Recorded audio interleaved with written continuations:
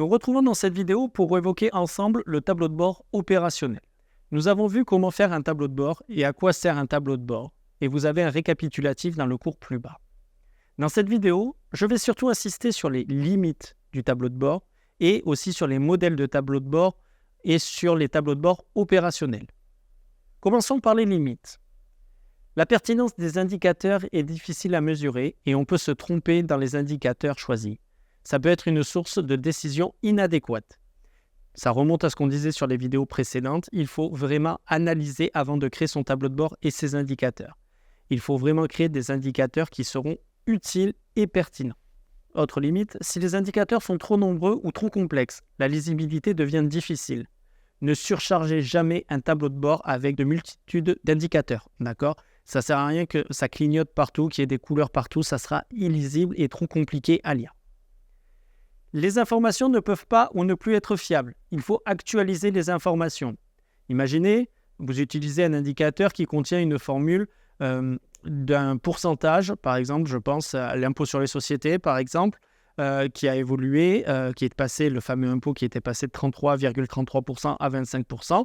Si cet indicateur n'est pas mis à jour avec la réforme qu'il y a eu, votre indicateur ne sera pas fiable, d'accord ? Donc, il faut vraiment actualiser et faire ce qu'on appelle de la veille, d'accord ? De la veille professionnelle, ok ? Ça, c'est très important et vous pouvez le souligner, le surligner en jaune fluo, puisque ce mot, vous devez le garder en tête tout le long de votre formation, mais aussi de votre carrière professionnelle, d'accord ? Que ça soit dans la comptabilité ou dans un autre domaine, la veille professionnelle est très importante.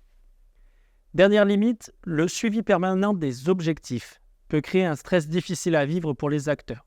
Il était conseillé avant de suivre les indicateurs, par exemple pour des objectifs, de les regarder tous les jours ou que ça s'affiche tout le temps. D'accord. Maintenant, il a été déconseillé que, par exemple, pour les commerciaux ou certains, ou même pour d'autres indicateurs, surtout des indicateurs d'objectifs, qu'on les regarde tous les jours. D'accord. Il faut se dire, par exemple, qu'il faut les regarder qu'une fois par mois, parce que regarder tous les jours quelque chose qui avance peu, ça n'aide pas moralement. Par contre, regarder quelque chose une fois par mois qui a avancé beaucoup, c'est mieux. Parlons maintenant des modèles. Vous devez vous demander en tant que comptable à quoi va vous servir les tableaux de bord. Vous pouvez trouver des tableaux de bord, par exemple, et oui, le grand livre des comptes fait partie d'un tableau de bord, au même titre que la balance, le compte de résultat, le bilan et le tableau des soldes intermédiaires de gestion, qu'on appelle le tableau des SIG. D'accord ? Je vous laisse regarder le cours adéquat ou prendre votre temps avant de le regarder. Vous pouvez aussi trouver des tableaux opérationnels qui peuvent être utiles dans votre activité. Le suivi de la masse salariale, une évolution ou une perte de la masse salariale, d'accord, peut être un indicateur pour une entreprise.